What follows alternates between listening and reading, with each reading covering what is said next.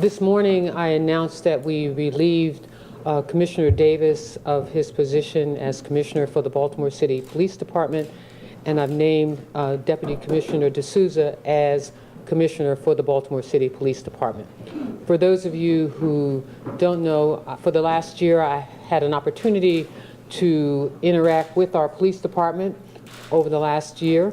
I've gotten to know many of our law enforcement officers, commanders, and those who've been working with this police department.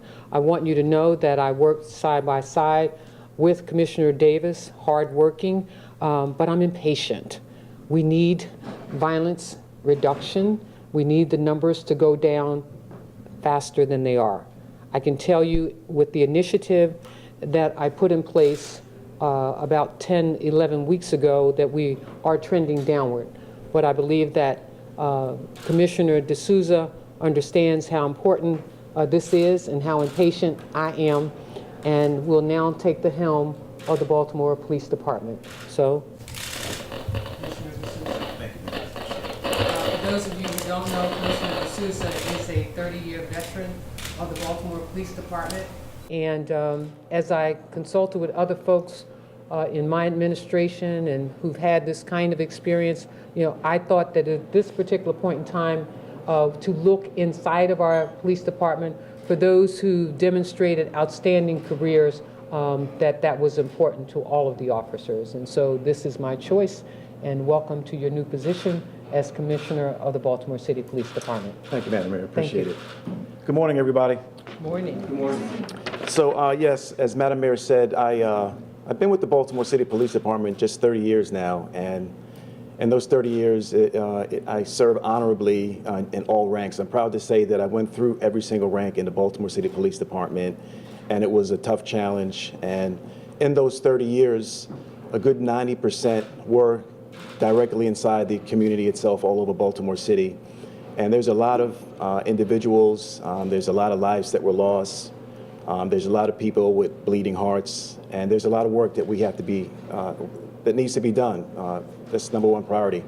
The priority as of this moment right now, it's really simple. It's just a really simple priority, and that's violent reduction. Second priority is violent reduction, and third priority is violent reduction at accelerated pace. That's the bottom line. Secondly, my plan is to immediately put more uniformed police officers on the streets. We have men and women in the police department that do a valuable job every single day, detectives, officers in every single in the 9 districts. They serve honorably. They pour their hearts out on a regular basis. In fact, I spoke to a young officer in the Southern District just 2 days ago.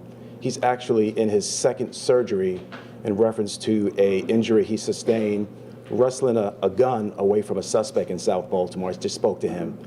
And his words were real simple. He says, "Sir, I want to hurry up and get back to work." And these are the type of officers that we have in the Baltimore City Police Department.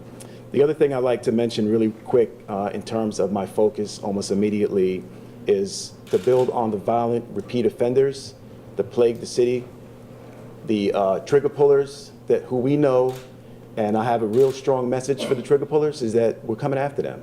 It's going to be accelerated pace. The district commanders in all 9 districts know who they are, and we're coming after them. And I want to let everybody know it's going to be done in a constitutional manner. So I'm very proud, I'm very honored of Madam Mayor and my selection. I'm very proud to be a Baltimorean, and I look forward to the fight, like literally ASAP. So when I say ASAP, I mean today we have an initiative that started about 30 minutes ago and is specifically designed to reduce violence. It started at 9 o'clock this morning and is spread out throughout the entire city. And the first set of officers that are coming on the streets, they came on at 9 a.m. There's another wave that comes on at 10 a.m. There's another wave that comes on at 11 a.m. And this wave is going to continue all the way to the midnight hour. And this initiative is going to be ongoing. The citizens of Baltimore can expect to see a reduction. The citizens of Baltimore can expect to see us getting in front of crime immediately. What is that? Can you give us some details on what that is? Is that something with uniform officers, or are you going back to the ASAP kind of model? No, uniform officers on the streets. There's a surplus of officers. They start at 9 a.m. It's going to go throughout midnight. They're all in uniform, and they've been placed in strategic locations. They've been placed in strategic corridors of the city. We took a look at the top 4 districts in the city that led to violence last year. They're deployed there. There's going to be officers on foot addressing problematic businesses. And quite frankly, we know what those businesses are.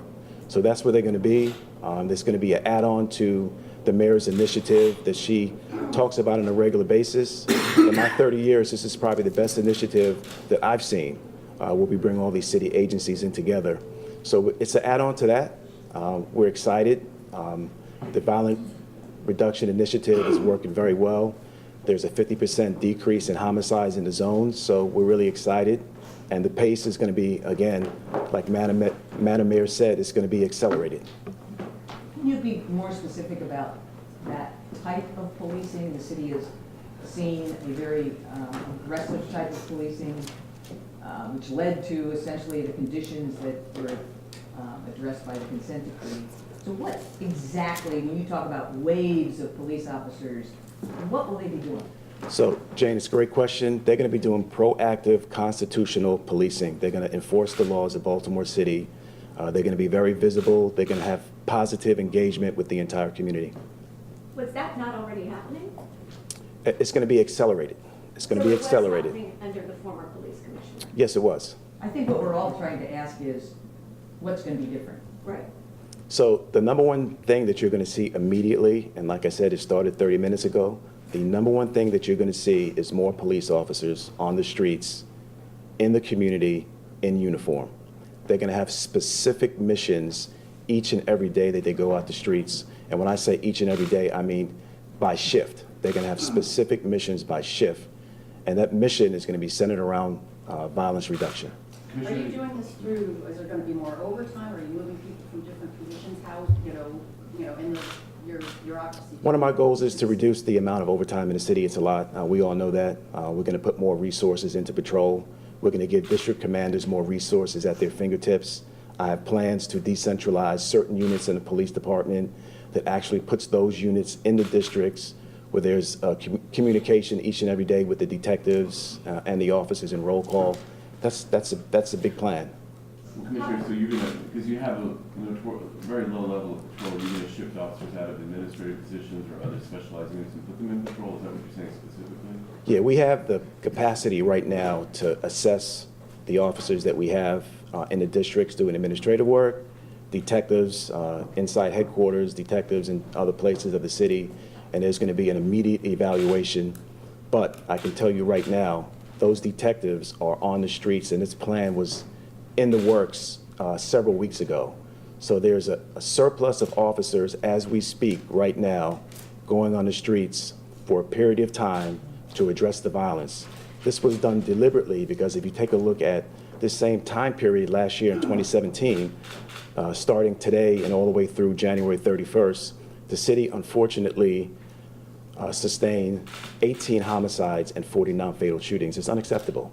And there's people at home in their homes, in their houses, and in the community that's frustrated, and they want answers and they want change, and it's going to happen. So, how long can this be sustained, these waves? Is it something you plan on? How long will it last? It's going to last for a while, and I wish I can share more information on the exact dates and times. I don't want to do that, but it's something that is a plan of mine. It's not going to change. Anybody that knows me knows that I've always been an operational type guy.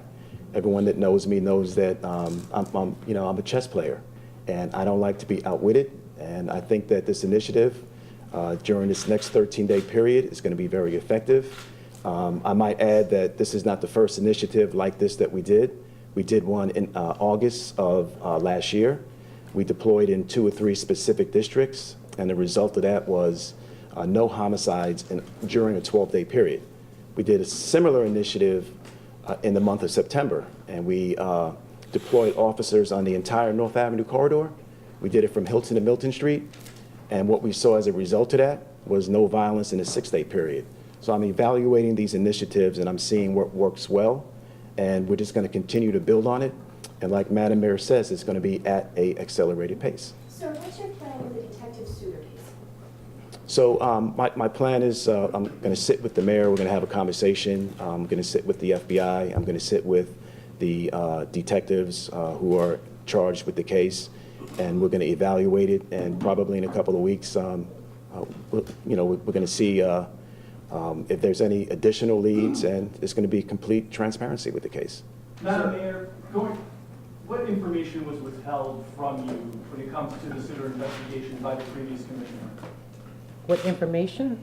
Yes, were there pieces of information, parts of the investigation, evidence that was withheld from you by the previous commissioner as it relates to the Sutter investigation? What was shared with me were tapes and that were turned over to the FBI.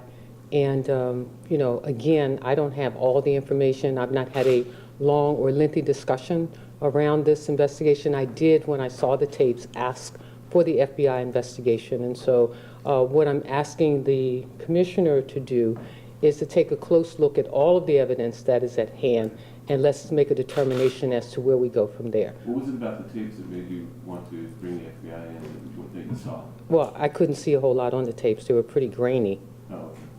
Did the previous commissioner jump to conclusions on what happened with Detective Sutter? I have no idea.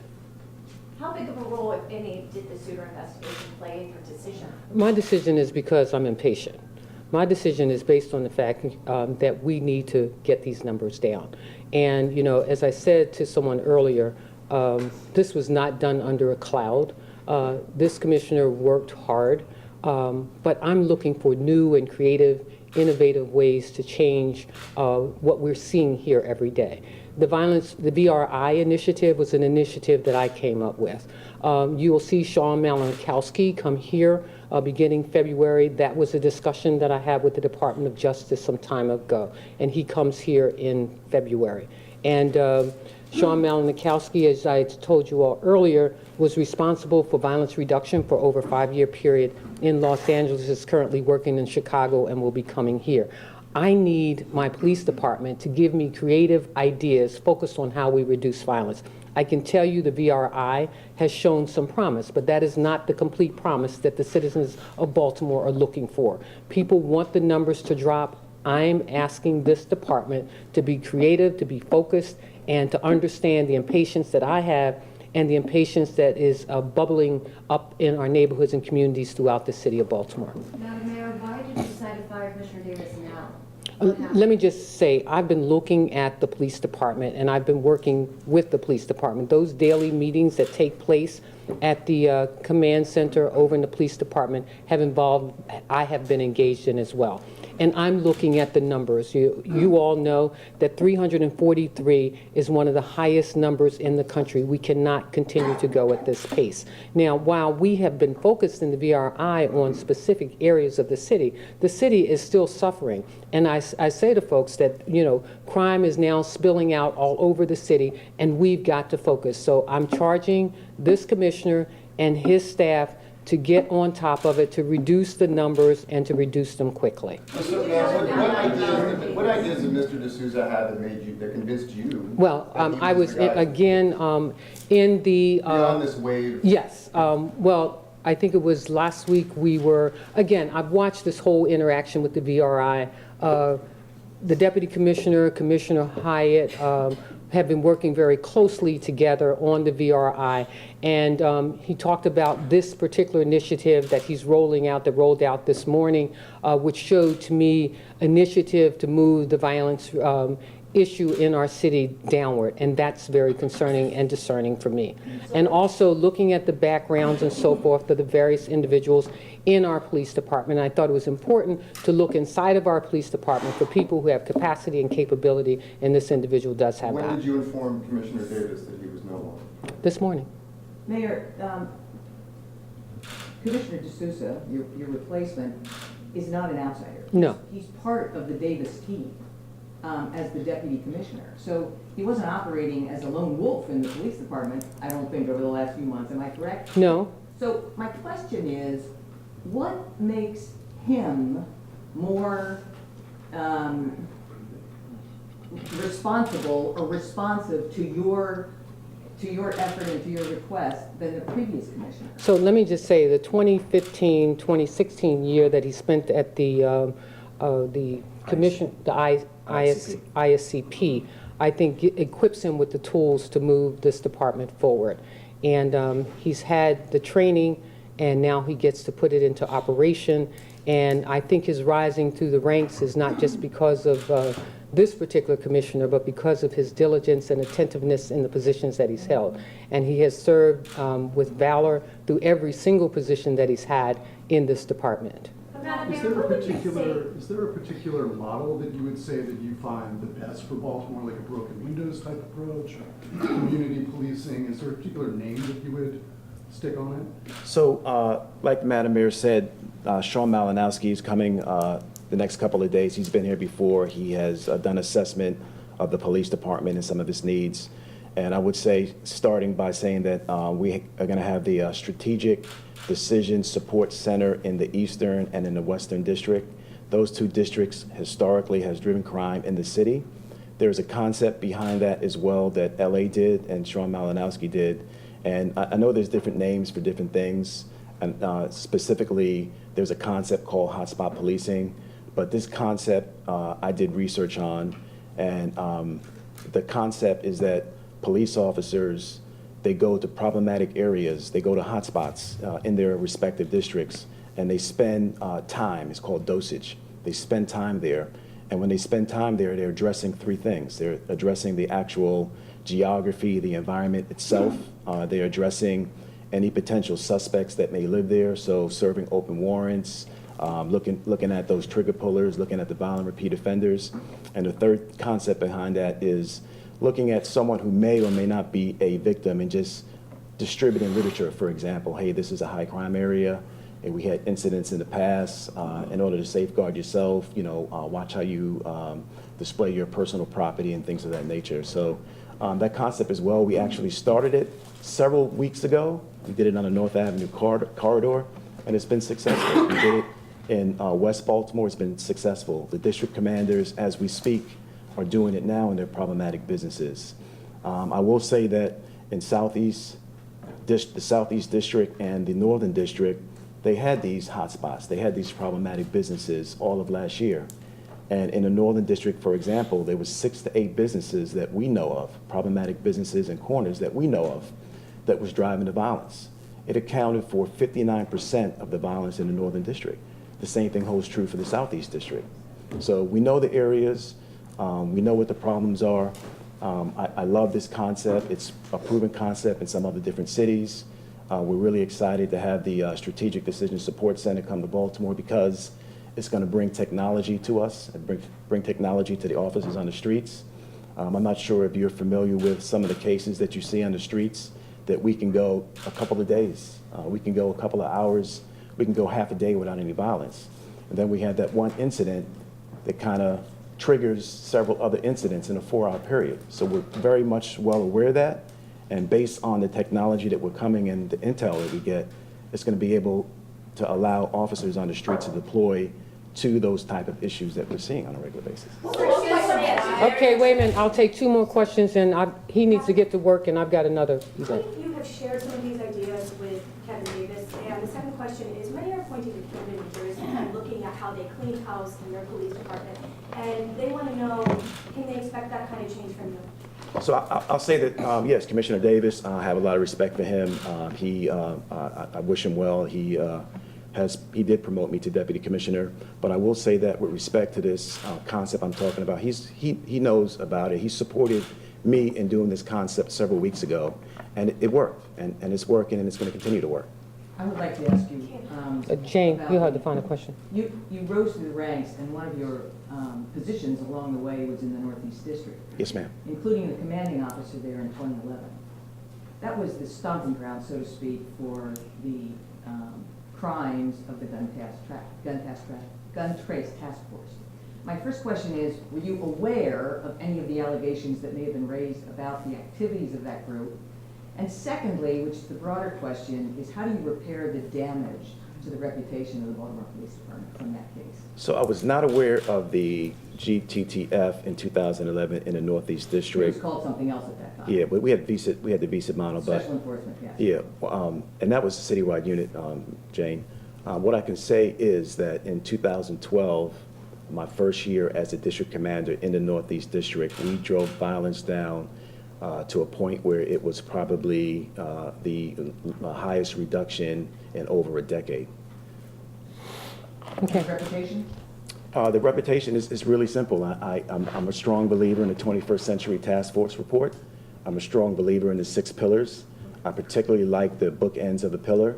The first bookend is building trust and transparency in the community. And the last pillar is officer safety and wellness. I think those are critical in how we move forward. Thank you, everybody.